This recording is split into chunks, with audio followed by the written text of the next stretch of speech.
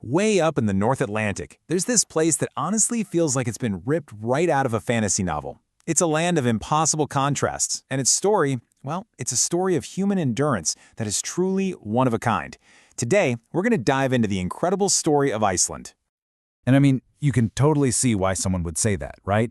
Iceland is a landscape of extremes, a place where the Earth is still, visibly being born right in front of your eyes. But the most sci-fi part of this whole story isn't the scenery. It's the unique human experiment that kicked off on this island over 1,000 years ago. So, to really get what Iceland is all about, we've got to go way back to the beginning, with the raw elemental forces that literally forged this island and gave it its iconic name. For most of human history, this island was just empty. A dramatic volcanic chunk of land completely untouched by people. That all changed in the 9th century when the first Norse explorers finally set foot on its shores. Just try to put yourself in their shoes for a second. Imagine what those first explorers must have seen. These huge plumes of steam rising up from the ground, what they called smoke, sitting right next to massive, sprawling glaciers of pure ice. It really was a land of fire and ice. The name was simple, yeah, but their reason for staying here? That's the first truly remarkable part of this story. Okay, but here's the thing. These settlers, they weren't just your typical adventurers looking for a new spot. No, they were more like refugees, running from a whole different kind of chaos. And on this empty island, they were determined to build something the world had never seen before. See, the first Icelanders were running from something. They were fleeing the oppressive rule of kings back in Scandinavia. They were just fed up with unfair taxes and all that centralized power. So they came here, not to conquer, but to create a society where they could actually be free and govern themselves. And this is where that idea of freedom gets real. In the year 930, they established the Althing. Now think about this. While kings were busy building giant castles all over Europe, Icelanders were gathering right here in an open-air assembly to make their own laws and to start out their differences as equals. So that's the key takeaway here.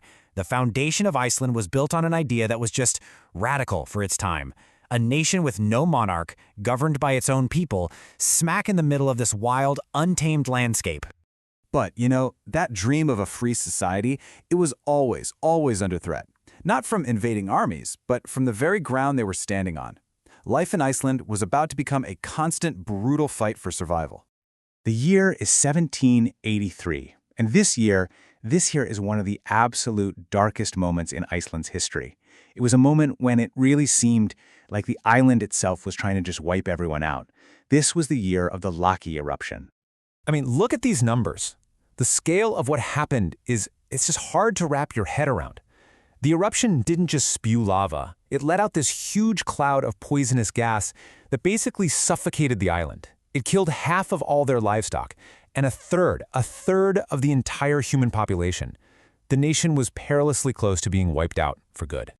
And this wasn't just some local problem either. The volcanic ash from this thing was so immense that it literally blocked out the sun, causing crops to fail and a brutally cold winter as far away as mainland Europe.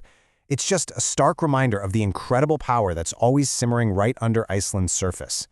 And yet, somehow, they survived. They held on. And what happens next? It's nothing short of a miracle. From the very brink of extinction, Iceland began a transformation that would absolutely stun the world.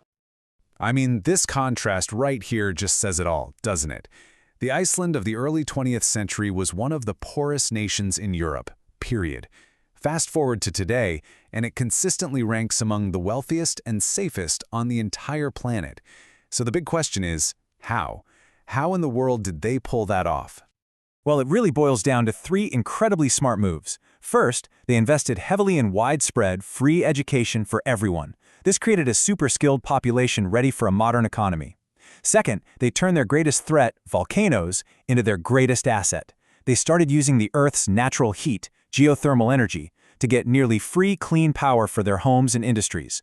And third, they made sure that the profits from their natural resources, like their rich fishing grounds, were shared to benefit everybody, building a really strong social safety net. This whole comeback story is already pretty amazing, right? But Iceland's story has one last twist, and it's an absolute shocker. It truly sets it apart from almost every other country on Earth. So after centuries of fighting against one of the most violent environments on the planet, a fight that literally defined who they were, the people of Iceland made a choice that just seems to fly in the face of all logic.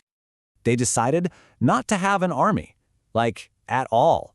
Even today, Iceland has no standing military. Its national security, its defense, it's all handled by its Coast Guard and its police force. That's it. And that, right there, might just be the most powerful part of Iceland's entire story. A nation forged in the fire of volcanoes, hardened by ice.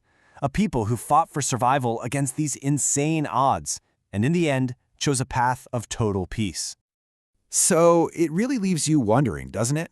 In a world that's so often defined by conflict, what can we all learn from a tiny island nation that endured the absolute worst of nature's fury and came out the other side not as a warrior, but as a beacon of tranquility and resilience?